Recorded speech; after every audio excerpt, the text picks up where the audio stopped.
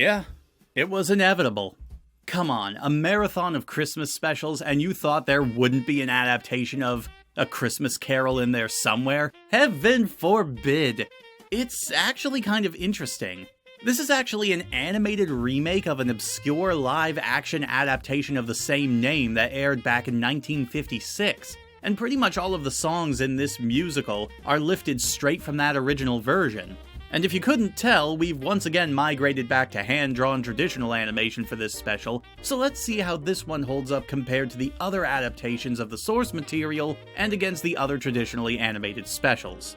Well, I'll tell you this right off the bat, if you are a stickler for accuracy when it comes to A Christmas Carol adaptations, you are absolutely going to hate this special. It hits all of the general notes that it has to, but there are very few book-accurate quotes or even scenes, as many of them change locations or details that most people have probably expected to see. This might be because of its nature as a musical, as most of the characters' thoughts and feelings are conveyed through song, but I bring it up because I know that as a story everyone knows, there are certain things that they expect, and this special sort of plays with those expectations a bit, which is one of the reasons I kinda like it.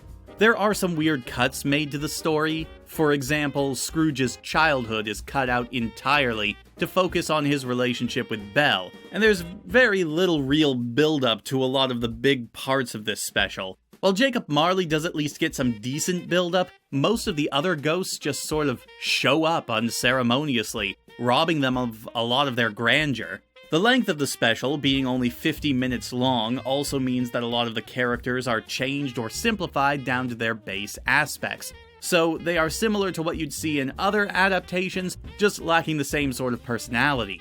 But again, it does have its charms, like how the special begins with our narrator, B.A.H. Humbug, yes, really, played by Tom Bosley, welcoming us to the house of the most generous man in town, Ebenezer Scrooge. In this way, it sort of plays off the fact that you've heard this story a dozen times before at this point.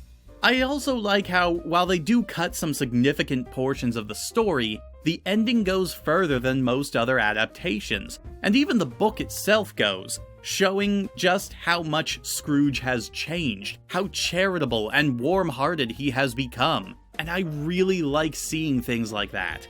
And while many of the characters are pretty bland in this adaptation, Scrooge himself was pretty significantly changed, in that he's portrayed as a much more exaggerated and outright cruel character here. Scrooge in the original story was cold, cruel, and unfeeling, yes, but it's out of his mindset that life is little more than a series of business transactions, and anything that doesn't bring benefit or profit is useless frivolity. He does cause suffering, yes, but never for the sake of causing suffering itself. I don't get that vibe from the way that this Scrooge acts at the beginning. He seems to delight in tricking others and making them miserable or cheating them out of what he owes them. Something that Dickens's Scrooge would never do because his reputation as a business person is so important to him. Anyway, should probably stop there, because if I actually wanted to do a full analysis between the special and its source material, I'd be here for a lot longer than I want to. In terms of animation, it's pretty comparable to The Night Before Christmas, and while I'm once again not a big fan of the character designs, I don't think it's quite as bad here as it was in NBC.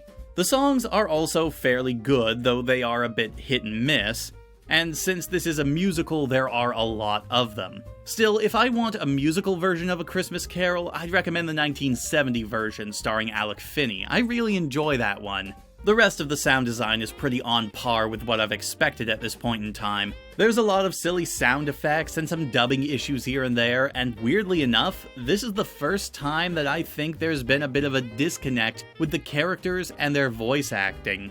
While there have been times in the past where I've thought that the voice acting wasn't the best it could be, I at least felt that it fit the characters pretty well. Here though, the exaggerated character designs matched with fairly normal singing voices, with one or two exceptions, doesn't feel completely right in some way to me. The only voice I feel completely fits the character is probably Jacob Marley. They managed to nail his despair and constant wailing fairly well. I think that this is a decent special. It's not one that I would go back to, I think, since there are just so many more interesting and objectively better adaptations of this particular tale out there. Whether you're looking for a musical, a live action, a stage performance, or an animated version.